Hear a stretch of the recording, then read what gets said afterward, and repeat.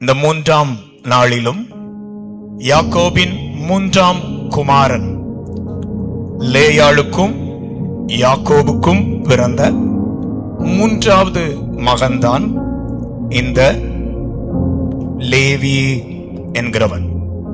ரூபனை பெற்றவள், சிமியோனை பெற்றவள்.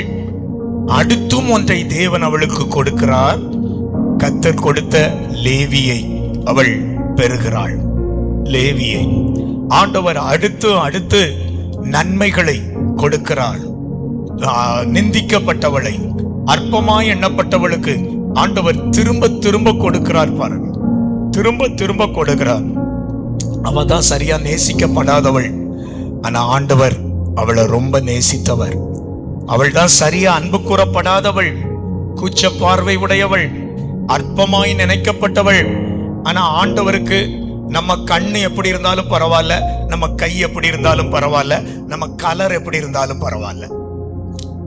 மனுஷனுக்கு தான் இந்த டிஃபரன்ஸ் எல்லாம் மார்க்ல டிஃபரன்ஸ் காட்டும். ஆனா தேவனிடத்துல நம் நிறம், நம்முடைய கண்ணோ, சரீரத்தின் அவயமோ எது எப்படி இருந்தாலும் அவர் வேறுபடுத்தி பார்க்கிறவர் அல்ல. ஹல்லேலூயா. நம் உள்ளத்தை பார்க்கிறவர். மனுஷன் அவுட்வேர்ட் எக்ஸ்பீரியன்ஸ், அவுட்வேர்ட் அப்பியரன்ஸ். மனுஷன் பார்க்கிறது முகத்தை பார்க்கிறான்னு இருக்குது. அதனுடைய சரியான பொருள் என்னவென்றால் அவுட்வேர்ட் அப்பியரன்ஸ். மனுஷன் பார்க்கிறது வெளி தோற்றத்தை, தேவன் பார்க்கிறது நம்முடைய உள்ளத்தை. ஹல்லேலூயா. ஆண்டவர் லேயாளின் உள்ளத்தை பார்த்தார், உள்ளத்தை பார்த்தார். அதுலயும் அவ அனுபவிச்ச நிந்தைய, துக்கத்தை, அவமானத்தை அதெல்லாம் அவர் பார்த்தார். பார்த்துட்டு ஆண்டவர் திரும்பவும் ஒன்றை கொடுக்கிறார். திரும்பவும் 3வது இன்று நாம் சிந்திக்கிற அந்த லேவியிலிருந்து வந்த லேவி கோத்திரத்தை தான் நாம் இந்த நாளிலும் சிந்திக்க இருக்கிறோம். ஆதியாகமத்தின் புஸ்தகம் 29ஆம் அதிகாரம் எடுப்போமா?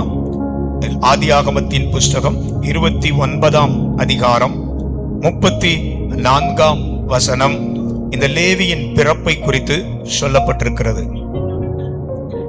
பின்னும் லேயாள் கர்ப்பவதியாகி ஒரு குமாரனை பெற்று, என் புருஷனுக்கு 3 குமாரரை பெற்றபடியால் அவர் இப்பொழுது என்னோட சேர்ந்திருப்பார் என்று சொல்லி அவனுக்கு லேவி என்று பெயரிட்டான். அவனுக்கு லேவி என்று பெயரிட்டாள். தன்னுடைய 3வது மகனுக்கு லேயாள் கொடுத்த பெயர் லேவி. லேவி என்ற வார்த்தைக்கு அர்த்தம் என்னவென்றால் இணைந்திருப்பவன். இணைந்திருப்பவன், the joined அல்லது attached. இவன் ஒட்டி இருப்பான், சேர்ந்திருப்பான் என்கிற பெயரை தான் அவள் தன் குமாரனுக்கு கொடுக்கிறார். லேவி, இணைந்திருப்பான். அவளும் அந்த பிள்ளையை பெற்ற போது சொன்ன ஒரு வார்த்தை என்ன தெரியுமா? என் புருஷன் என்னோடு சேர்ந்திருப்பார் அப்படின்னு சொல்றான். சில பிள்ளைகள் பிறந்ததுனால குடும்பமே பிரிஞ்சு போயிருக்கிற சில இடங்கள்லாம் இருக்குது. ஆனால் இந்த பிள்ளை பிறந்தது குடும்பம் இணைந்தது, அல்லது சேர்ந்திருப்பார். என் புருஷன், என் கணவர் இப்பொழுது என்னோடு சேர்ந்திருப்பார் என்று அவனுக்கு லேவி, இணைந்திருப்பவன் என்று இவன் பெயருக்கு அர்த்தம். இவன் வாழ்க்கையை பார்த்தாலே இந்த லேவிங்கிற கோத்திரம் தான் 12 கோத்திரத்துல அதிகமா தேவனோடு இணைஞ்சிருந்த கோத்திரம். இந்த லேவி ஆண்டவருக்கு ஊழியம் செய்கிற ஆசாரியர்கள், லேவியர்கள்னா ஆண்டவருக்கு வேலை செய்கிறவங்க. அப்ப ஆண்டவரோடு ரொம்ப நெருக்கமா இருக்கிறவங்க. அப்ப அவன் பேருக்கு, அவன் பிறக்கும் போதே இவன் இணைந்திருப்பான், இவன் இணைந்திருப்பான், இவன் இணைந்திருப்பான். அவங்க அம்மா என்ன நினைச்சு பேரிட்டாங்களோ தெரியாது. ஆனா அந்த லேவி பிந்தின நாட்கள்ல தேவனோடு இணைந்திருக்கிறவன். அந்த கோத்திரம் தேவனோடு இணைந்திருக்கிற ஒரு கோத்திரம். முதலாவது குறிப்பாக அவன் பெயருக்கு அர்த்தம் இணைந்திருப்பவன் என்று சொல்லுகிறேன். இசைந்திருக்கிற ஒரு அனுபவம், இசைந்திருக்கிற ஒரு அனுபவம். இசைந்திருப்பான். ஒரு குடும்பமா இசைந்திருக்கணும். ஆதியாகமத்தின் புஸ்தகம் 2ஆம் அதிகாரம் 24ஆம் வசனத்தில் ஆண்டவருடைய வார்த்தை குடும்பம் இசைந்திருக்கும் என்கிறதை சொல்லுகிறார். வாசிக்கலாம்.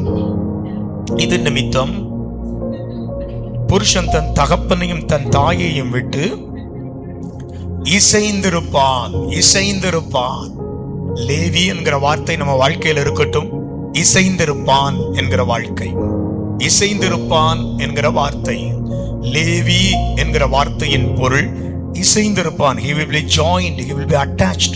ரொம்ப ஒட்டியே இருப்பான், ரொம்ப ஒட்டியே இருப்பான், ஒட்டியே இருப்பான் என்கிற ஒரு லேவி என்கிற ஒரு வாழ்க்கை நம் குடும்பத்திலும் இருப்பதாக. புருஷன் மனைவி இசைந்தே இருப்பார்கள், இசைந்தே இருப்பார்கள், இணைந்தே இருப்பார்கள். அது ஒரு நல்ல அன்பு. இணைந்தே இருப்பார்கள்.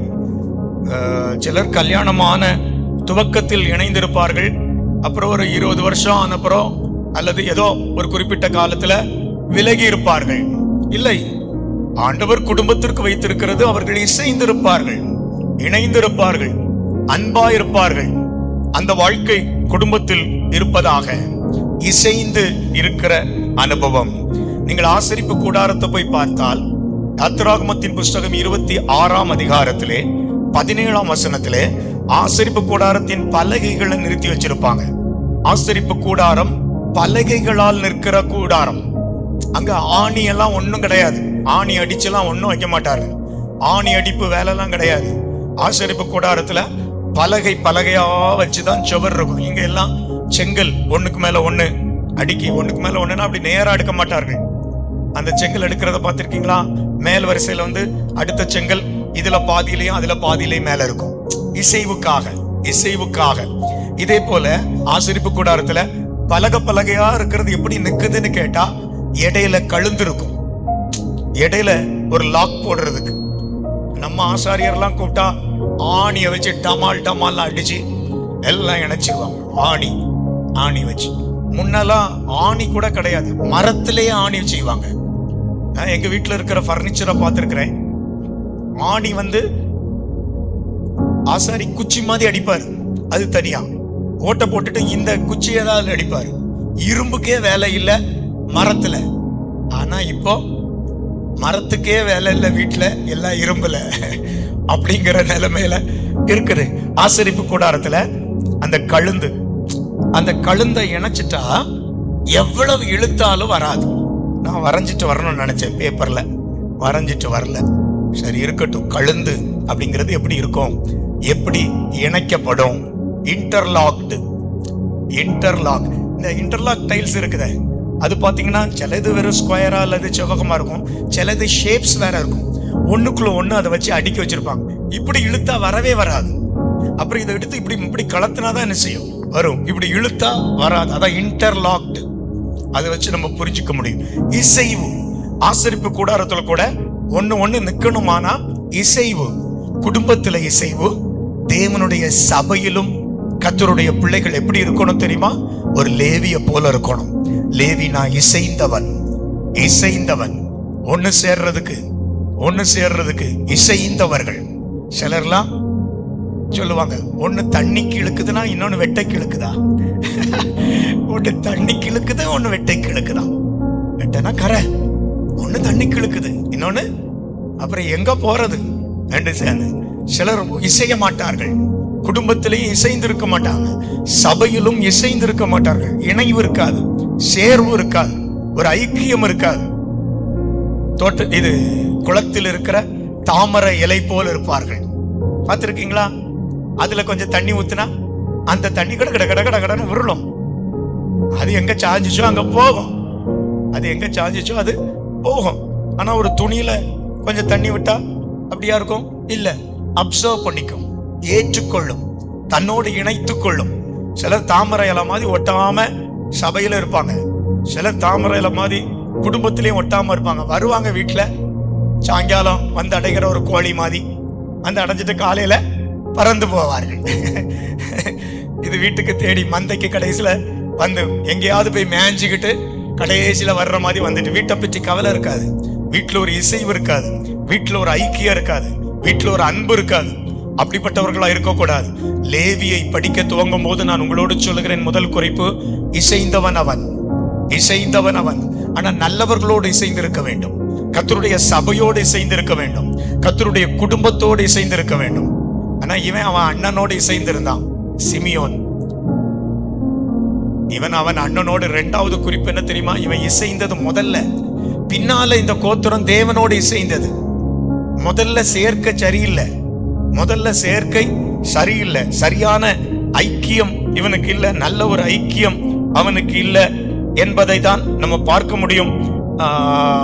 ஆதியாகமம் 34 அதிகாரம் 25 வசனத்தை பார்த்தீர்களா? ஆதியாகமம் 34:25.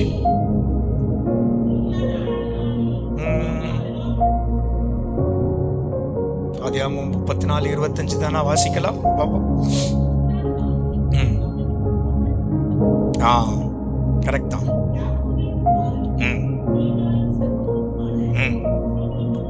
சிமியோன், அடுத்தது லேவி. லேவி யார் கூட சேர்ந்துட்டான் பாருங்க? சிமியோனோடு. அண்ணனோடு சேர்றது தப்பு கிடையாது, ஆனா தப்பு செய்யறதுக்கு அவனோடு சேர்றது தப்பு. அண்ணனோடு சேர்றது தப்பு கிடையாது, ஆனா தப்பு செய்யறதுக்கு அவனோடு சேர்றது தப்பு. இந்த கூட்டு களவாணின்னு சிலர் சொல்லுவாங்க. 2 பிள்ளைகள் இருக்கும், அம்மாவை ஏமாத்துறதுக்கு 2 சேர்ந்து கள்ளத்தனம் பண்ணும். சில வீட்டுல அப்படி இல்லை, ஒண்ணு செஞ்சா ஒண்ணு போட்டு கொடுக்கும், இன்னொன்னு செஞ்சா இன்னொன்னு போட்டு கொடுத்துரும். கவலையே கிடையாது அந்த வீட்டுல. அந்த வீட்டுல வாட்ச் பண்ண வேண்டியதே இல்லை, ஏன்னா ஒருத்தருக்கு ஒருத்தர் வாட்ச்மேனாவே இருந்துக்குவாங்க, ஒருத்தருக்கு ஒருத்தர் வாட்ச்மேனா இருந்துக்குவாங்க. ஆனா இங்க பாத்தீங்கன்னா லேவி யாரோட சேர்ந்துட்டான் தெரியுமா? கொடுமையின் பட்டயம் வைத்திருக்கிறவனோட சேர்ந்துட்டான். நம்ம ஐக்கியம் யாரோடு இருக்குதுங்கிறது ரொம்ப கவனிக்கணும். அந்த வசனத்துல சொல்லி இருக்கிறது, சிமியோன் லேவி என்னும் 2 பேரும் தன் தன் பட்டயத்தை எடுத்துக்கொண்டு துணிகரமாய் பட்டணத்தின் மேல் பாய்ந்து ஆண் மக்கள் யாவரையும் கொன்று போட்டார்கள். அவங்க செஞ்ச ஒரு தவறு, கொடுமை. 30 வசனத்தை வாசிக்கலாம். அப்பொழுது யாக்கோபு சிமியோனையும் லேவியையும் பார்த்து, வேற சேரல, ஆனா இவங்க 2 பேர் தான் சேர்ந்துக்கிட்டாங்க. இந்த தேசத்தில் குடியிருக்கிற கானானியரிடத்தில் என் வாசனையை நீங்கள் கெடுத்ததினால் என்னை கலங்க பண்ணினீர்கள்.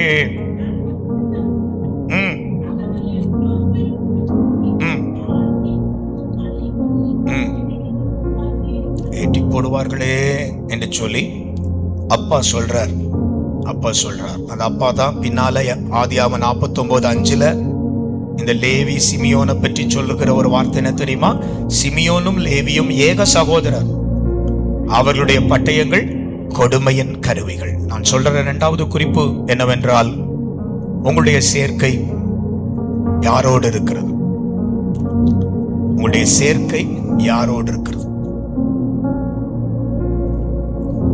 நல்லா படிக்கிற பையனோடு சேர்ந்தா ஏதோ கொஞ்சம் அறிவு கிடைக்கும். ஆமா, நல்லா படிக்கிற ஒருவரோட நம்ம ஒரு ஃப்ரெண்ட்ஷிப்ல இருந்தோம்னா நம்ம நாலேஜும் கொஞ்சம் வளரும். ஒழுங்கா படிக்காம சுத்திட்டு இருக்கிறவனோட ஒரு ஃப்ரெண்ட்ஷிப் நல்லா இருந்துச்சுன்னா நம்மளும் சீக்கிரம் சுத்த பழகிடுவோம்.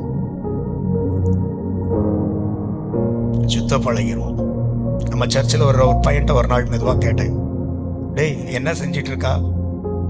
அது ஒரு ஃப்ரீ ஃபயர் கேம் விளையாடிட்டு இருக்கான். எனக்கு ரொம்ப வருத்தமா இருந்துச்சு. இப்படி ஆயிட்டாங்களே, இப்படி ஆயிட்டானே. அவன்கிட்ட மெதுவா பேசினேன், இது என்னப்பா விளையாட்டு? இது முடிச்ச உடனே உனக்கு எவ்வளவு ரூபா கிடைக்கும் அப்படின்னு கேட்டேன். ஒன்றும் கிடைக்காதுன்னு சொன்னான். அப்புறம் உனக்கு என்ன எக்ஸ்பீரியன்ஸ் இருந்து வருது? நிறைய அவனோட கொஸ்டின் கேட்டு அவனையே பதில் சொல்ல வைத்தேன். அவ்வளவுதான், டைம் பாஸ். அவனை அதை இழுத்து இருக்க விடாம அவனை மாத்துது.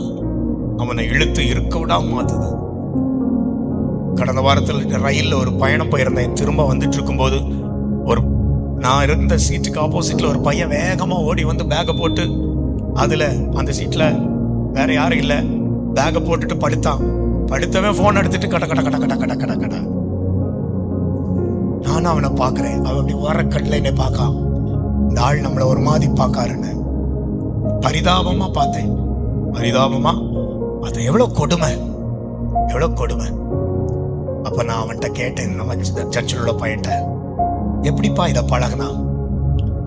அவன் ரகசியத்தை சொல்லிட்டான். நம்ம சர்ச்சில் இருக்கிற இந்த பையன் எனக்கு இதை இன்ஸ்டால் பண்ணி தந்தான். கெடுத்துட்டானா? ரொம்ப துக்கப்பட்டேன். நல்ல காரியத்தை சொல்லி கொடுத்திருந்தா கூட சந்தோஷப்படலாம். போன்ல எதை இன்ஸ்டால் பண்ணி கொடுத்தானா? ஃப்ரீ ஃபயர்ங்கிறத இன்ஸ்டால் பண்ணி கொடுத்திருக்கான். அவன் ஒரு நாள் செஞ்ச ஒரு தப்பு இவன் வாழ்க்கைய கெடுத்துட்டு இருக்கு. நம்ம செய்யற ஒரு தப்பு அவன் வாழ்க்கைய நிறைய கெடுக்குது. சிமியோன், லேவி 2 பேரும் சேர்ந்து பட்டயத்தை எடுத்து கொலை செய்து தகப்பனின் வாசனையை கெடுத்து போட்டார்கள். எவ்வளவு வேதனை, எவ்வளவு வேதனை. நம்ம செயற்கை லேவி என்கிற ஒரு மனுஷனையும் அவன் கோத்திரத்தையும் குறித்து நான் உங்களோடு சொல்லும் போது நம்ம சேர்க்கையை குறித்து கவனமா இருப்போம். யாரையும் பகைக்கணும்னு இல்லை, ஆனா யாரோடு சேருகிறோம் என்பது முக்கியம். நம்முடைய ஐக்கியம் தேவனோடு இருக்கட்டும், தேவ பிள்ளைகளோடு இருக்கட்டும், நல்லவர்களோடு இருக்கட்டும் என்று சொல்லுகிறேன். 3வது ஒரு குறிப்பை நான் உங்களுக்கு சொல்லுகிறேன். அது என்னவென்றால், இவர்களை குறித்து, இந்த லேவியை குறித்து யாக்கோபு சொல்ற ஒரு சாட்சி. ரொம்ப பரிதாபமா இருக்கு யாக்கோபு சொல்ற சாட்சி. அது ஆதியாகமம் 49:5-6 வாசிச்சோம். 6 சொல்லுது, இந்த பயலோட யாரும் சேராதுங்க அப்படின்னு அப்பாவே சொல்லிட்டு போறாரு சாக முன்னால. வாசிக்கலாம் அந்த வசனத்தை. என் ஆத்துமாவே அவர்களுடைய ரகசிய ஆலோசனைக்கு உடன்படாதே, என் மேன்மையே இந்த லேவி கூட்டத்துல யாரும் போய் சேராதுங்க, சேராதே. கொன்று நிர்மூலமாக்கினார்களே, இப்படிப்பட்டவங்களோட சேராதே. 3வது குறிப்பு, இவனை பற்றி சொல்லப்பட்ட சாட்சி என்னன்னா, அவனோட சேர்ந்துராதுங்க, யாரும் அவனோடு சேர்ந்துராதுங்க. எவ்வளவு ஒரு கெட்ட சாட்சி. அவனோட சேர்ந்துராதுங்க, அவனோடு சேர்ந்துராதுங்க. யாரோடு சேருகிறோம்? அப்பா அவனை குறித்து சொன்ன சாட்சி 3வது குறிப்பா நான் சொல்றேன். யாரும் அவனோடு சேர்ந்துராதுங்க. ஒரு நாள் என்னுடைய மூத்த பையன் என்னிடத்துல கேட்டாமா, அப்பா இந்த இடம் வர கேரளாவில், இந்த இடம் வர போய் நான் சுத்தி பார்த்துட்டு வரேன் அப்படின்னு. அப்ப நீ யாரோடடா போறா? அது இன்னொரு பையன், என் கூட படிச்ச பையன், என் கூட ஸ்கூல்ல படிச்ச பையன், அவனோடு நான் போயிட்டு வரேன். சரி, போறதெல்லாம் சரி, கவனமா போனோம், பார்த்து போனோம். நான் கொண்டு மார்த்தாண்டத்துல பஸ்ல ஏத்தி விடுறதுக்கு நான் போய் நிற்கிறேன். அங்க இன்னொரு பையன் வருவான் தெரியுமா, அவங்க அப்பா வராரு. அவர் ஒரு இனோவா கார்ல வராரு. அவர் பெரிய பணக்காரர். விக்டரி பை ஜீசஸ் என்னமோ ஒரு பஸ், பள்ளியாடி அந்த ஓனர் அவர் தான் நினைக்கிறேன். எனக்கு அவரை கொஞ்சம் பார்த்துருக்கிறேன். அப்ப அவர் வந்து நிறுத்திட்டு பையனை இறக்கி விட்டு சொல்றாரு, பாஸ்டர் பையன் போறதுனால என் பையனை விட்டேன். அவர் என்ன, அவன் வீட்டுல கேட்டிருக்காரு, நீ யாரோட எப்படிடா போறா? அது ஒரு பையன் வாரான், ஒரு பையன் வாரான். யார் அது? அது அந்த மார்த்தாண்டத்தில் உள்ள பாஸ்டருக்க பையன். அப்படியா?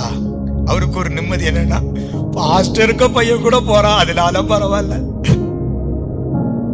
அவரே என்கிட்ட சொல்றாரு இறங்கிட்டு, சார் உங்க பையன் கூட போறனால என் பையனை விட்டேன் அப்படின்னு. யாரோடு சேருகிறோம், யாரோடு சேருகிறோம். அப்பா சொல்லிட்டு போறாரு, கடைசி காலத்துல யாக்கோபு சொன்ன வார்த்தை தான் இது. என்னவென்றால், அவனோடு சேராதுங்க, யாரும் இவனோடு சேராதுங்க. அப்படிப்பட்ட வாழ்க்கையில துவங்கின ஒரு கோத்திரம் தான் லேவி. ஆனா வாழ்க்கை மாறிச்சுங்க. எல்லா ஜனங்களும் லேவியரை தேடி வரும்படியாக கர்த்தர் அந்த கோத்திரத்தை ஆசீர்வதித்தார்.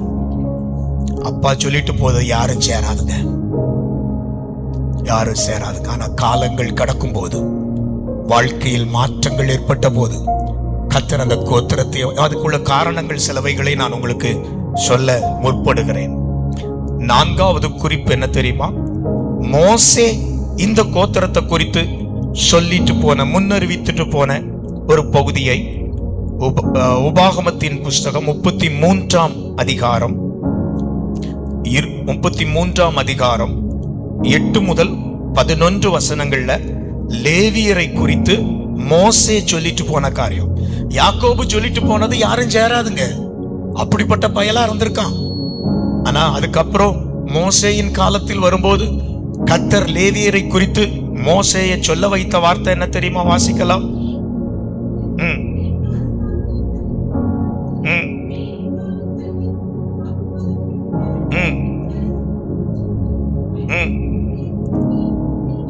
உன்னுடைய ஊரிம், உன்னுடைய தும்மிம் ஊரிம் என்பவைகளை தேவ சித்தத்தை அறிகிறது உன்னிடத்தில் இருப்பதாக. இவனுடைய வாழ்க்கை எப்படிப்பட்டதா இருந்துச்சு? தேவனுக்காக வந்த அப்புறம் அப்பானும் பார்க்கல, அம்மானும் பார்க்கல. அவன் வாழ்க்கை ஆண்டவர் என்கிறது தான் பார்த்துச்சு, வேற யாரையும் முதல் வைக்கல. என்னது ஒரு பழமொழி சொல்லுவாங்கல்ல, முன்னறி தெய்வமா? அது என்னது?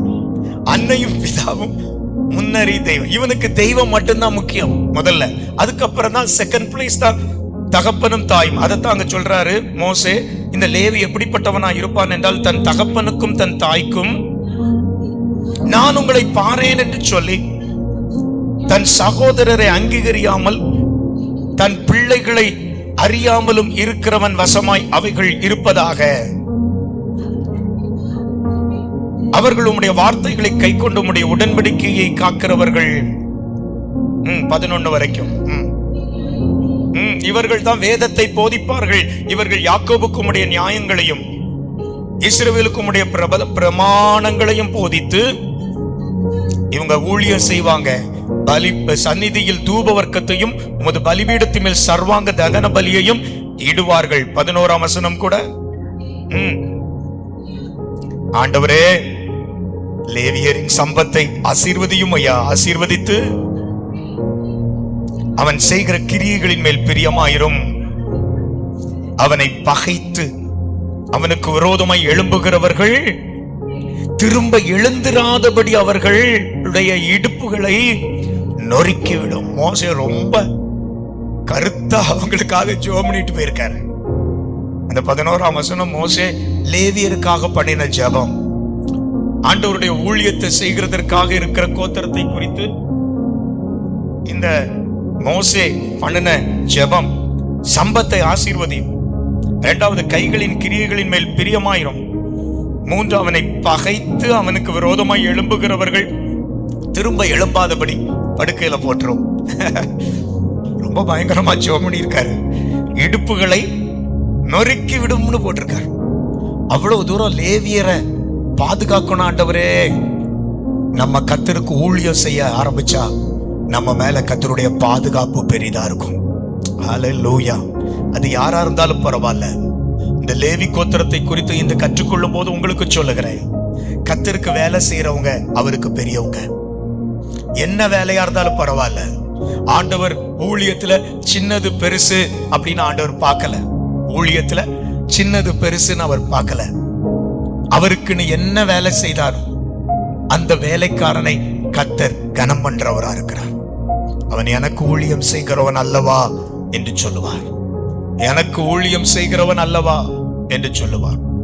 ஆண்டவருடைய பிள்ளைகளாகிய நம்ம ஆண்டவருடைய கரத்துல வேலைக்காரர்களா இருக்க பிரயாசப்படுவோம். இன்னைக்கு லேவியை பற்றி படிக்கும் போது அதுதான் நமக்கு வாஞ்சையா வரட்டும். என்னன்னா, உங்க ஊழியத்துல நான் பங்கு வகிக்கணும். அப்படி ஒரு கோத்திரத்தானா நான் இருக்கணும். அப்படி ஒரு கோத்திரத்தின் சிறப்பு என் வாழ்க்கையில் இருப்பதா? மோசே இவர்களை குறித்து முன்னறிவித்த காரியம். இது முன்னறிவித்த காரியம். இதுக்கு அப்புறம் தான் எல்லாம் நடக்கும் அவங்க வாழ்க்கையில. ஆனா இது முன்னறிவிப்பு, மோசேயின் முன்னறிவிப்பு. 5வது ஒரு குறிப்பை நான் உங்களுக்கு சொல்லுகிறேன். அது இவர்கள் ஆசாரிய ஊழியத்துக்கு தெரிந்து கொள்ளப்பட்டார்கள். ஆசாரிய ஊழியத்திற்கு தெரிந்து கொள்ளப்பட்டார்கள். இவர்கள் ஆசாரிய ஊழியத்திற்கு தெரிந்து கொள்ளப்பட்டார்கள். எண்ணாகமம் 25:13 பாருங்கள்.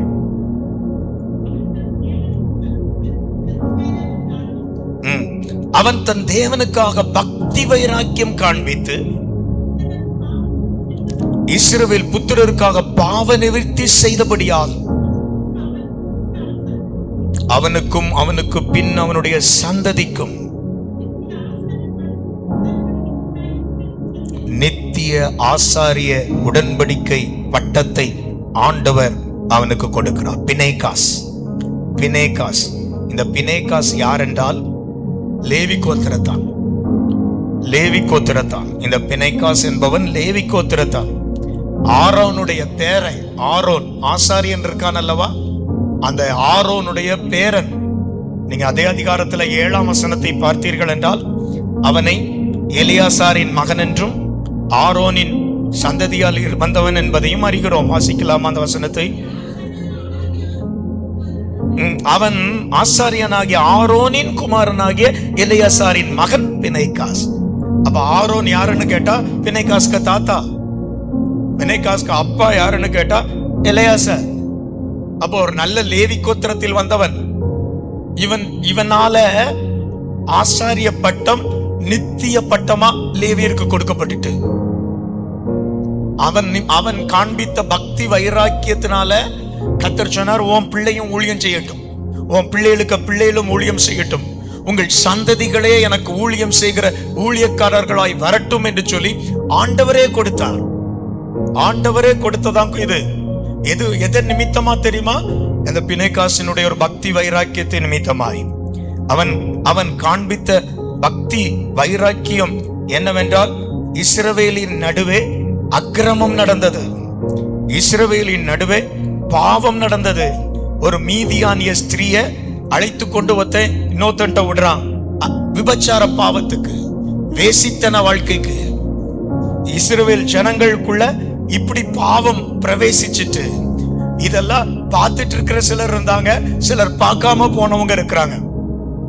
அசிங்கம் அப்படின்னு சொல்லி போனவங்க உண்டு, சிலர் இதுதான் உலகம் அப்படின்னு பார்த்துட்டு போனது உண்டு. ஆனால் இவை ரெண்டையும் தாண்டி பினேகாஸ் தேவனுக்காக பக்தி வைராக்கியமா எழும்புகிறான். எப்படி ஆண்டவரே இப்படி பாவம் நடக்கலாம்? எப்படி ஆண்டவரே இப்படி பாவம் நடக்கலாம்? அவன் செய்த செயல் 8ஆம் வசனத்தில் இருக்கிறது. 7ஆம் வசனத்திலே வாசிக்கலாம், பின்னால் இருக்கு. அவன் நடு சபையிலிருந்து எழுந்து ஒரு ஈட்டியை தன் கையிலே பிடித்து இஸ்ரவேலனாகிய அந்த மனிதன் வேசித்தனம் பண்ணும் அறையிலே அவன் பின்னாலே போய் இஸ்ரவேலின் மனிதனும் அந்த ஸ்திரீயுமாகிய இருவருடைய வயிற்றிலும் ஈட்டியை உருவி போக அவர்களை குத்தி போட்டான். அப்பொழுது இஸ்ரவேல் புத்திரரில் உண்டான வாதை நின்றது. ஒரு பக்கம் கர்த்தர் வாதிக்கிறார், ஆனா அதையும் தாண்டி இன்னும் பாவம். வாத வந்தப்புறமாவது பாவத்தை விடலாமா? சரீரத்துல ஒரு கஷ்டம் வந்த பின்னாலாவது இனி இப்படி நடக்க கூடாது, நான் செஞ்சது தப்புன்னு நினைக்கலாமா? அதுக்கு போய் கிம்ஸ்ல ஒரு ட்ரீட்மெண்ட் எடுத்துட்டு வந்துட்டு எல்லாம் முடிஞ்சு திரும்பியும் பாவம்.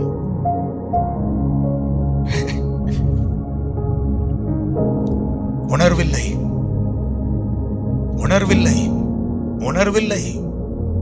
தேவ பிள்ளைகள் உணர்வோடு இருக்கணும். பினேகாசுக்குள்ள ஒரு வைராக்கியம் வந்துச்சு, நான் கர்த்தருக்கு பரிசுத்தமா வாழுவேன், கர்த்தருடைய ஜனங்கள் பரிசுத்தமா வாழணும், கர்த்தருடைய ஜனங்கள் பரிசுத்தமா வாழணும், தேவனுடைய பிள்ளைகள் பரிசுத்தமா வாழணும். பாவங்களை வெறுக்கிற ஒரு உள்ளம் கர்த்தர் நமக்கு தரட்டும். யாரு செஞ்சாலும் பாவம் தான். உலகமே செஞ்சதுனால நானும் செய்வேன்னு சொல்லுகிறது தவறு. பினேகாஸ்குள்ள ஒரு பக்தி அதனாலதான் கர்த்தர் அவனை ஊழியக்காரனா மாற்றினார். சும்மா பாட தெரியும், கீபோர்டு போட தெரியும், வர்ஷிப் பண்ண தெரியும், பைபிள் காலேஜ் முடிஞ்சாச்சு, யூ ஆர் பாஸ்டர். நோ, பக்தி வைராக்கியம் உள்ளவனை கர்த்தர் தமக்காக தெரிந்து கொண்டிருக்கிறார். ஹல்லேலூயா. பக்தி உள்ளவனை கர்த்தர் தமக்காக. பினேகாஸ்னாலதான் அவனுடைய சந்ததி எல்லாம் கர்த்தருடைய வேலைக்காரர்களாக தெரிந்து கொள்ளப்பட்டார்கள், கர்த்தருடைய வேலைக்காரர்களாக. இன்னைக்கு லேவி கோத்திரத்தை படிக்கும் போது நமக்குள்ள ஒரு வைராக்கியம் வரட்டும். நானும் பரிசுத்தத்துக்காக வைராக்கியம் உள்ளவனாய் இருக்க தேவன் எனக்கு கிருபை தருவாராக என்று சொல்லி, ஆமென், ஹல்லேலூயா. கர்த்தருடைய பிள்ளைகள் கர்த்தருக்காக வைராக்கியத்தோடு செயல்படுகிறவர்களாய் இருப்போமாக. இந்த லேவி கோத்திரம் யாத்திராகமம் 32ஆம் அதிகாரத்துல ஒரு வைராக்கியமான காரியத்தை அவர்கள் செய்ததை நம்ம பார்க்க முடியும். 32ஆம் அதிகாரம் 29ஆம் வசனத்தை பாருங்கள். இன்றைக்கு உங்களுக்கு ஆசீர்வாதம் அளிக்கும்படி இன்றைக்கு நீங்கள் அவன் தன் மகனுக்கும் சகோதரனுக்கும் விரோதமாய் இருக்கிறபடியில் கர்த்தருக்கு உங்களை பிரதிஷ்டை பண்ணுங்கள் என்று மோசே சொல்லி. இது ஒரு சம்பவம், இன்சிடென்ட். என்னன்னா, மோசே ஒரு நேரம் மலையில இருந்து இறங்கி கீழே வரும்போது கீழே பாக்குறாரு, எல்லா கண்ணுக்குட்டி செஞ்சு அழகா ஆடி பாடி கிடக்குறாங்க. ஆடி பாடி கிடக்குறாங்க. முதல்ல இவர் மலையில இருக்கும் போதே ஆண்டவர் சொல்லிட்டாரு, மோசே வணங்கா கழுத்துள்ள ஜனங்கள்.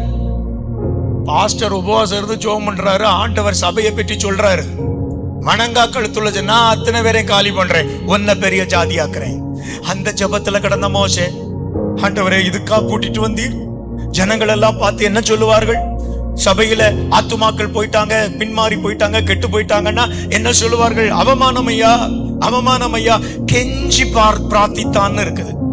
ஆண்டவர் பார்த்தாரு, இந்த பாயா இப்படி ஜெபம் பண்றான், சரி பரவாயில்ல விடுவோம் அப்படின்னு சொல்லி ஆண்டவர் அவர் அழிக்கணும்னு நினைச்ச திட்டத்தை மாத்திட்டு அவர் மாத்திட்டேன்னு சொன்னார். இவன் ஜெபத்தை முடிச்சு வந்தான். சில நேரம்லாம் நமக்கு பார்த்த அப்புறம் தான் கோபம் வரும், பார்த்த அப்புறம் தான் கோபம் வரும். அதுக்கு முன்னால இறங்கும் ஆண்டவரே, பார்த்துட்டு போட ஆண்டவரே, இவ்வளவு பண்ணிட்டாங்களா, போட ஆண்டவரே. அதுக்கு முன்னால பார்க்கல இந்த மோசே. அவங்க என்ன பண்ணிட்டு, அவருக்கு பார்த்துட்டாரு, அவர் பார்த்துட்டாரு. இவன் மலையில இருக்கும் போதே அவர் பார்த்துட்டாரு அங்க என்ன நடக்குது. ஆரோன் கண்ணுக்குட்டி செஞ்சு ஆடிட்டு கிடக்குறாங்க. ஒரே ஆட்டம், ஒரே ஆட்டம். கடைசியில ட்ரெஸ் எல்லாம் உரியிற அளவுக்கு ஆடி இருக்காங்க. இருக்கு, நிர்வாணமாக்கினான்னு இருக்கு. மோசே இவ்வளவு பரிந்து பேசிட்டு 2 கற்பலையும் எடுத்துட்டு வராரு கீழே. கீழே பார்த்தா பயங்கர சத்தம். அடி மைக்கு செட்டு முழக்கம்னா முழக்கம். நம்ம இல்லாம இவ்வளவு நடக்குதே, சூப்பர்டா. எட்டி பார்த்தா தான் தெரியுது ஒரு கண்ணுக்குட்டி. நிறைய பேருக்கு ட்ரெஸ் இல்ல. பார்த்த உடனே இதை தூக்கி வீசினாரு. ஜெபம்லாம் எங்க போச்சோ தெரியாது, தூக்கி வீசிட்டு கீழே இறங்கி போனாரு. கர்த்தருடைய பட்சத்துல நிக்கிறது யாருன்னு வாசல்ல நின்று சத்தம் போட்டு கேட்டாரு. அந்த வசனம் எங்க இருக்கு தெரியுமா? கர்த்தருடைய பட்சத்தில் பாளையத்தின் வாசலில் நின்று 26ஆம் வசனம் வாசிக்கலாமா? இப்ப எல்லாம் ஆடிட்டு கிடக்கும் போது கொஞ்சம் ஆத்துமா சிலது கடந்து துடிக்குது. எப்பா இப்படி இருக்கிற பாஸ்டர் இருந்திருந்தா இப்படி இருக்குமா? நமக்கு கண்ணுக்குட்டி செஞ்சு இன்னைக்கு இப்படி எல்லாம் நடத்திட்டு இருக்காங்களேன்னு சில ஆத்மா நொந்து வெந்து கிடக்கிறதுக்கு ஒரு சத்தம் கேக்குது. என்ன சத்தம் கேக்குது தெரியுமா? கர்த்தருடைய பட்சத்தில் இருக்கிறவர்கள் யார்? அவர்கள் எல்லாரும் என்னிடத்தில் வாருங்கள்னு கூப்பிடுறாரு. அப்போ சிமியோன் புத்திரரும் வரல, ரூபன் புத்திரரும் வரல. வந்தது ஒரே ஒரு கோத்திரம் தான், ஒரே ஒரு கோத்திரம். பாஸ்டர் கூப்பிடுறாரு. தப்பு பண்ணிட்டு ஏதேன் தோட்டத்துல ஒளிஞ்சிருந்துகிட்டு, ஆதாமே நீ எங்க இருக்கிறாய்? இந்த ஒளிஞ்சு விளையாடும் போது சில நேரம் அடி போயிட்டு, நான் பார்த்துட்டேன் பார்த்திருக்கவே மாட்டாங்க, பார்த்துட்டேன். அவனும் ஒளிஞ்சு கிடக்கிறவன் எழுப்பி வருவான், இப்பதான் பார்த்தேன். பரிதாபமா இருக்கும். ஆதாமே நீ எங்க இருக்கிறாய்? ஒளிஞ்சு கிடக்கிறான். மோசே கேட்கிறார், இப்போ கர்த்தருடைய பட்சத்துல நிற்கிறவன் யாவா? தப்பு பண்ணதெல்லாம் இருக்கட்டும், ஆனா இப்போ கர்த்தருக்காக நீ ஒப்பு கொடுத்து வருவியா? யாராவது வாங்க, யாராவது வாங்க. முதல் கோத்திரம் ரூபன் சேஷ்டபுத்திர பாகத்துக்குரியவன், அவன் அல்லவா வந்திருக்கணும், வரல. வந்தது யாருன்னு சொல்லி இருக்கு, லேவி புத்திரர் எல்லாரும் அவரிடத்தில் கூடி வந்தார்கள். லேவி புத்திரர் எல்லாரும். அப்ப என்ன தெரியுமா சொன்னார் மோசே? லேவி புத்திரரே ஒண்ணு செய்வீங்களா? நீ உன் அண்ணன்னு பார்க்காத, தம்பின்னு பார்க்காத, சித்தப்பான்னு பார்க்காத, பெரியப்பான்னு பார்க்காத, அந்த அத்தத்தானு பார்க்காத, மத்தத்தானு பார்க்காத. எவன் தப்பு பண்றானோ வெட்டு. அவன் தான் ஊழியக்காரன், அவன் தான் ஊழியக்காரன். அது எனக்கு ரொம்ப வேண்டிய ஆளு, நான் வெட்ட மாட்டேன். இது எனக்கு ரொம்ப வேண்டிய ஆளு, நான் வெட்ட மாட்டேன். அது எனக்கு ரொம்ப வேண்டாத ஆளு, வெட்டுவேன். நீ ஊழியத்துக்கு லாய்க்கு இல்ல, நீ ஊழியத்துக்கு லாய்க்கு இல்ல. அடுத்த வசனத்தை வாசிக்கலாமா? அவன் அவர்களை நோக்கி,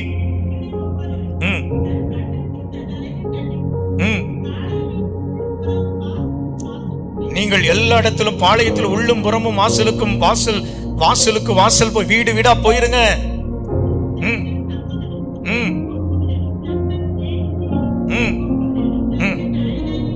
இந்த அக்கிரமத்தை செய்து அவர்களை கொன்று போட கடவன் என்று இஸ்ரவேலின் தேவனாகிய கர்த்தர் சொல்லுகிறார் என்றான். லேவி புத்திரர் மோசே சொன்னபடியே செய்தார்கள். 3000 பேர் அன்னைக்கு விழுந்தார்கள். கர்த்தருக்காக நின்றவன். அதைத்தான் நான் சொல்றேன். இந்த 5வது குறிப்புல பக்தி வைராக்கியத்தோடு கர்த்தருக்காக நின்றவன், கர்த்தருக்காக வைராக்கியமாய் நின்றவன், ஆண்டவருக்காக வைராக்கியமாய் நின்றவன். 6வது ஒரு குறிப்பு சொல்றேன். அது இந்த லேவிக்கு 3 பிள்ளைகள். லேவிக்கு 3 பிள்ளைகளும் ஊழியத்துல. லேவிக்கு 3 பிள்ளைகள். 3 பிள்ளைகளுக்கும் தனித்தனி ஊழியம், செப்பரேட்டா ஆண்டவரே ஊழியம் கொடுக்கிறார். யாத்திராமா 6:16 பாத்தீங்கன்னா கெர்சோன், கோகாத், மெராரி ஆகிய 3 குமாரர். யாத்திராம் புஸ்தகம் 6ஆம் அதிகாரம் 16ஆம் வசனத்தை. நாமங்களாவன கெர்சோன், கோகாத், மெராரி. இவங்களுக்கு எல்லாத்துக்கும் ஆண்டவர் ஒவ்வொருத்தருக்கும் டியூட்டி கொடுத்தார். நீங்க அந்த ஒவ்வொருவருக்கும் ஆண்டவர் அவரவருக்கு செய்யத்தக்க பணிவிடைகளை, ஊழியங்களை தேவன் அவர்களுக்கு கொடுத்து அந்த வேலையை செய்யும்படியாக. எண்ணாகமம் 3ஆம் அதிகாரம் 8ஆம் வசனத்தை பார்த்தீர்களானால், எண்ணாகமம் 3:8 அவர்கள் ஆசரிப்பு கூடாரத்தின் தட்டுமுட்டு முதலானவைகளையும் இஸ்ரவேல் புத்திரரின் காவலையும் காத்து வாசஸ்தலத்தின் பணிவிடைகளை செய்ய கடவர்கள். இந்த லேவி கோத்திரத்தை பற்றி படிக்கும் போது அவங்க 3 பிள்ளைகளையும் கர்த்தர் ஊழியத்துக்கு, அவங்க பிள்ளைகளின் பிள்ளைகளும் ஊழியத்துக்கு, இப்படி அவங்கள சந்ததியா ஆண்டவர் ஊழியத்துக்கு என்று அவர்களை தெரிந்து கொண்டு ஆண்டவர் நடத்தினார். இந்த கெர்சோனுக்கு காவல், இந்த 3 பேருக்கு காவல் காக்கிற ஊழியம் உண்டு. அதுல பாத்தீங்கன்னா ஒவ்வொருத்தருக்கும் ஒவ்வொரு பகுதி.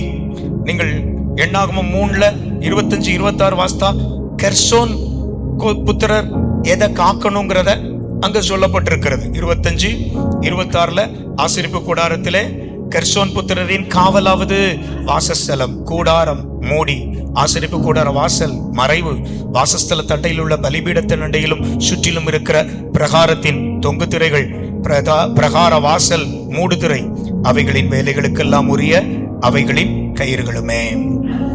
எண்ணாகமம் 3:31 படிச்சா கெர்சோன் எனக்கு பாதுகாக்கணும். ஒவ்வொருத்தருக்கும் டியூட்டி, ஒவ்வொருக்கும் டியூட்டி. மெராரி கோத்திரம் அந்த 36-37 ஆகிய வசனங்களை பார்த்தா இவங்க என்ன ஊழியம் செய்யணும், எதை பாதுகாக்கணும். அப்ப எல்லாத்துக்கும் டியூட்டி. நம்ம VBS நடக்கும்போது பார்த்திருக்கீங்களா? வரவேற்பாளர் டியூட்டி, டீச்சர்ஸ் பிரேயர் டியூட்டி, உள்ள வெல்கம் பண்றவங்க டியூட்டி, அன்னைக்கு அசம்பிளி டியூட்டி, இப்படி எல்லாருக்கும் டியூட்டி சார்ட் போட்ட மாதிரி அந்த லேவி கோத்திரத்துல எல்லாருக்கும் அவங்களுக்கு நியமிக்கப்பட்ட அந்த வேலைகளை எல்லாம் செய்ய வேண்டும். 6வது குறிப்பு, அவன் பிள்ளைகள் எல்லாருக்கும் அவங்களுக்கு ஊழியம். இன்னைக்கு உங்களுக்கு என்ன வேலை நியமிக்கப்படுதோ அந்தந்த வேலையை கர்த்தருக்கென்று உற்சாகமாய் செய்யுங்கள். கர்த்தருக்கென்று மனப்பூர்வமாய். இந்த தண்ணி வைக்கிறதுக்கு ஒரு தம்பிக்கு வேலை அழகா செய்வான். ஆனா இப்ப நமக்கு தண்ணி தாகம் நிறைய, அதனால டெய்லி இருக்கிறதுனால அவன் வர முடியாது. அதனால நேத்து நான் இன்னொருத்த சொன்னேன், நாளைக்கு தண்ணி நம்ம எடுத்துடணும், நாளைக்கு தண்ணி தேவை. அப்ப வேலைகளை செய்ய ஒவ்வொருத்தரும் பகிர்ந்து செய்யும் போது மிகப்பெரிய சந்தோஷம் அந்த வேலை. 7வது ஒன்றை சொல்லி நான் முடிக்கிறேன். அது என்னவென்றால் லேவியரின் ஊழியங்கள். அவங்களுக்கு அநேக ஊழிய பொறுப்புகளை அங்கே வேதத்துல நம்ம படிக்க முடியும். நிறைய நான் அவங்களுக்கு இருக்கிற ஊழிய பொறுப்புகளை சொல்ல போனா ஒரு 30 குறிப்புக்கு மேல சொல்லலாம். உங்களுக்கு நான் இப்ப சொன்னா நீங்க எப்ப வீடு போவீங்களோ தெரியாது. நான் 1-2 சொல்றேன். உபாகமம் 10:8 உடன்படிக்கை பெட்டியை சுமக்கிற ஊழியம். உபாகமம் 10:8 கர்த்தருடைய, வாசிக்க வேண்டாம், கர்த்தருடைய சந்நிதியிலிருந்து ஆராதனை செய்கிற ஊழியம்.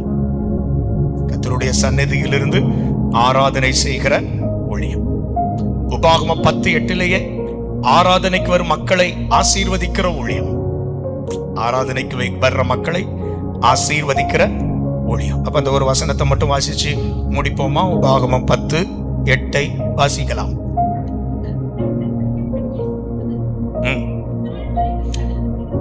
பெட்டியை சுமக்கிற ஊழியம் அவங்க செய்யணும். அப்புறம் இந்நாள் வரை நடக்கிறது போல ஆராதனை செய்யற ஊழியம் லேவியருக்கு ஆண்டவர் கொடுத்திருக்கிறார். அடுத்தது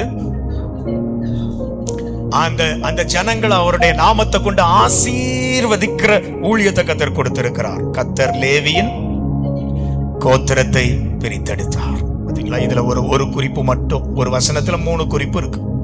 இப்படி ஆண்டவர் லேவியருக்கு என்று நிறைய ஊழியத்தை ஆசீர்வதிக்கிற ஊழியம் லேவியரின் ஊழியம். God bless you, கர்த்தர் உங்களை ஆசீர்வதிப்பா அப்படின்னு ஜனங்களுக்கு சொல்லுகிற ஊழியம். உடன்படிக்கை பெட்டியை சுமக்கிற ஊழியம், கர்த்தருடைய சமூகத்தில் நின்று ஆராதனை செய்கிற ஊழியம், இவைகள் எல்லாம் கர்த்தர் லேவியருக்கு. இன்னைக்கு லேவி கோத்திரத்தின் மேல் இருந்த ஒரு கிருபை நம்முடைய குடும்பங்களின் மேல் இருப்பதாக. யாரெல்லாம் ஆமென்னு சொன்னது? ஆமென், அல்லேலூயா. உங்க பிள்ளைகள் கர்த்தருக்காக ஊழியங்களை செய்வார்களாக, கர்த்தருடைய நாமத்தை மகிமைப்படுத்துவார்களாக.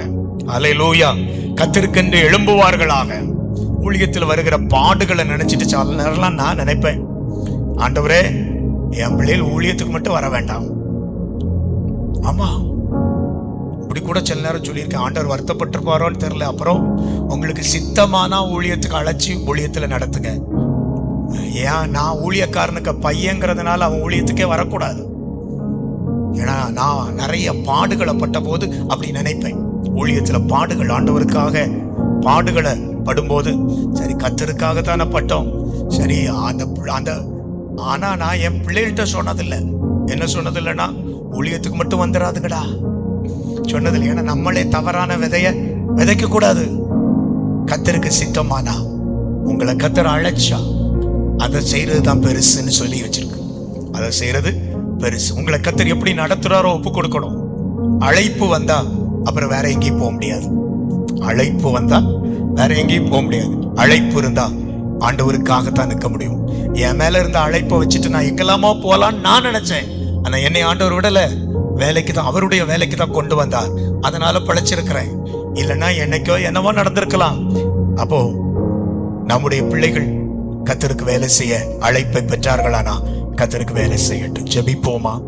லேவி கோத்திரம், லேவி கோத்திரம். ஒரு நாள் அப்பா சொன்னது, இவன் கூட யாரும் சேராதுங்க. அப்படிப்பட்ட கோத்திரத்தின் துவக்கமாக்கும் கர்த்தர் எப்படி மாத்திட்டார்னா எல்லா ஜனங்களும் அவனை தேடி வரும்படியான ஊழியக்காரனா கர்த்தர் மாற்றிட்டார். ஹல்லேலூயா. கர்த்தருக்கு சேவை செய்வது எத்தனை பெரிய பாக்கியம். கர்த்தருக்கு வேலை செய்கிறது எத்தனை பெரிய ஸ்லாக்கியம். வைராக்கியம் உண்டா? இன்னைக்கு கர்த்தருக்காக வைராக்கியம் உண்டா? ஆண்டவருக்காக வைராக்கியமாய் எழும்ப நீங்க உங்களை அர்ப்பணிங்க. பரிசுத்தத்துக்காக. யாருதான் தப்பு பண்ணல இப்படி சொல்லாதுங்க. நம்ம தப்பு பண்ணாம வாழணும். நம்ம பிள்ளைகள் பரிசுத்தமா வாழணும். அதையே வாஞ்சித்து செபிங்க. ஆண்டவரே, பிணைக்காசிக்குள்ள இருக்கிற ஒரு வைராக்கியம். லேவி கோத்திரத்தார் கர்த்தருடைய பட்சத்தில் நிற்கிறது யாருன்னு ஒரு ஊழியக்காரர் கேட்கிறாரு. தேவ வேலையை செய்யணும், வைராக்கியமா ஆண்டவருக்காக எழும்பணும், அக்கிரமங்களை அழிக்கணும், பாவத்தை நீக்கணும். யார் எழும்புவது என்று கேட்கும்போது லேவி கோத்திரத்தார் எழும்பி வர்றாங்க. ஹல்லேலூயா, ஹல்லேலூயா. இன்னைக்கு மாம்ச வைராக்கியத்தில் உள்ளவங்க ஊழியத்துக்கு வந்தா சபை அழியும். ஆனா தெய்வ பயத்தோடு கூடிய பக்தி வைராக்கியம் உண்டா சபை கட்டப்படும். ஹல்லேலூயா. கர்த்தர் மோசேய ஊழியத்துக்குன்னு அழைச்சார். அவனை 40 வயசுல பாஸ்டரா மாத்திருந்தாரு. ஒவ்வொருத்தரையும் அடிச்சே கொண்டிருப்பான். வெட்டி அப்படித்தானே ஒரு எகிப்தியனை வெட்டி மண்ணுக்குள்ள பூத்துனான். ஒரு எப்ரியனுக்கும் எகிப்தியனுக்கும் சண்டை வந்த போது வெட்டி பூத்துனான். இப்படி பாஸ்டரா 40 வயசுல ஆயிருந்தா சர்ச்சுக்குள்ள யாருக்காவது சண்டை நடக்குதுன்னா பிடிச்சு ஒரே வெட்டு, ஒண்ணு காலி. இப்படி எல்லாத்தையும் காலி பண்ணிட்டு ஒரே ஆளை மட்டும் வச்சிருப்பான். அவரும் என்னைக்காவது எதிர்த்தாருன்னா அவரும் காலி. ஆண்டவர் பார்த்தாரு. 80 வயசுல ஆண்டவர் அவனை ஊழியத்துக்கு அழைக்கிறார். நான் திக்குவாய் மந்தனாவும், என்னால முடியாது, நீதான்ப்பா வேணும். நான் சொல்றேன், மாம்ச வைராக்கியம் அல்ல, ஒரு பக்தி வைராக்கியத்தை என்னில தந்து நடத்தும் ஆண்டவரே, என்னில தந்து நடத்தும் ஆண்டவரே. அப்படி ஜெபிக்கிறீங்களா? என்னில தந்து நடத்தும் ஆண்டவரே, என்னில் தந்து நடத்தும் ஆண்டவரே. ஸ்தோத்திரம். நம்ம எல்லாரும் கர்த்தரை ஸ்தோத்திரம் பண்ணுவோமா? ஸ்தோத்திரம், ஸ்தோத்திரம், ஸ்தோத்திரம், ஸ்தோத்திரம், ஸ்தோத்திரம், ஸ்தோத்திரம், ஸ்தோத்திரம்.